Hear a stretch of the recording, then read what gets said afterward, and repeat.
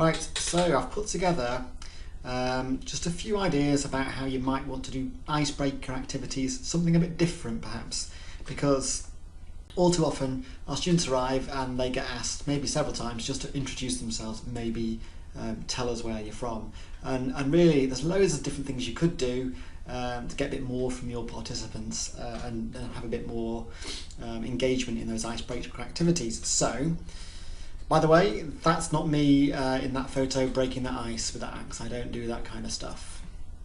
Right, so the first one is geography based activities. So you know, there's lots of things you could do here, but you could use a Google map, for example, with your students and get them all to plot where they are in the world. It's quite nice to have that visual kind of exercise where you can see where everyone is, and particularly with our students, we have a lot of students from all over the world. It's nice to get an idea of where everyone's from. You could also just have something like where is your favourite place in the world, or which is your favourite holiday destination or something like that, and then you're not really pinpointing where you're from if people are funny about disclosing their whereabouts. Next, you could do your last book.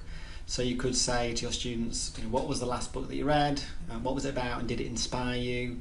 Or maybe it could be just one of their favourite books that they'd read in the past, or what they're reading right now. So some variation on that theme. Here's something you could do. You could get your students to describe themselves. So they get them to maybe describe themselves using 3 nouns and 2 verbs, and sort of explain why they've chosen those specific verbs and nouns. So that's something different. This is similar but slightly different. You could get them to do 2 truths and a lie. So they basically give the rest of the participants 2 true statements about themselves, maybe something quite quirky, and then one of them which is a lie, maybe an obvious lie or maybe not an obvious lie, and get the rest of the cohort to read these and then try and guess which of those 3 is the lie. Obviously keep these light-hearted, goes for all of them really. How about this one, a picture about me? So maybe this is not a picture of me but about me, so get your students to share a picture that is important to them. Not everybody wants to actually show their face. Some students are quite shy at the beginning in particular, or they don't want to do that. So this gives them an opportunity to share a photo of something and talk about what it is, why it's important to them. How about a 6-word memoir? So get your students to have a little think about how they would write their memoirs if they were limited to just 6 words. So this is a bit like, you know, a tweet but even more extreme, and then explain, you know, why they've chosen those words to their peers. A slightly more serious one perhaps, but you know, how about asking them what their personal goals are? So share their goals for the course, or perhaps just within a module, and what is it they want to get out of that, and what kind of skills do they want to develop, and that will get people opening up, hopefully talking about what they actually want to get out of things. A bit more fun perhaps this one, my secret superpower. So how about asking your students if they could have one superpower, what would they have, what would they like to be able to do, and maybe get them to justify why they've chosen that. That's a great icebreaker.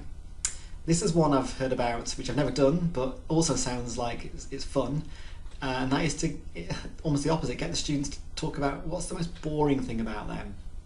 And obviously this is a bit of a competition, so you can come up with the most mundane answer, and it brings in a bit of humour too. So how about Would You Rather? It was a great book by, is it John Birmingham, Would You Rather, that I used to read as a child, and it obviously gave you these situations where you had like 2 kind of ideas, which would you rather have, and you could pitch some ideas to your students and then maybe get them to come up with their own if you want as well. And I've given you some examples. So for example, you could ask them, would you rather be invisible or be able to read minds? That one is a little bit like the superhero thing. And other examples are, would you rather be the sandcastle or the wave? That's quite sort of philosophical. Would you rather give up your computer or your pet? That's a harsh one. Or would you rather never use the internet again or never watch TV? I imagine most people would be veering towards the internet these days with that answer, when it would once have been definitely TV. And then you could put, so they're all quite sort of difficult but quite positive ones. You could put a really negative one in there, like, would you rather be Prime Minister or England football manager? Where you probably don't want to be either of those things. And yeah, experiment with those. You can come up with all kinds of different scenarios. This is an interesting one. Technophobes Unite, I've called it. how about asking your participants to share their most embarrassing mishap with a computer? And most people have got some kind of story like this. And it's particularly good, I think, for online learners as well. It really breaks that ice, because I think a lot of our students who are learning online, they're not necessarily learning online because they love using computers. It's probably the fact that they maybe can't travel, they've got a job, they've got childcare responsibilities, a range of different things that might stop them from being able to have an attending course. So they're studying online. Doesn't mean they're coming at you as some kind of like superhuman with technology. So they've often got a lot of worries about that sort of thing, and getting them to share something like this could be really interesting. Moving on, childhood dream. So ask your students, what they dreamed of being as a child. What did they want to be when they grew up? Did they want to be an astronaut, deep sea diver, all that sort of thing? And maybe ask them to reflect on how that correlates to their current aspirations. Do they still harbour those dreams? Or did they even realise some of those dreams, perhaps?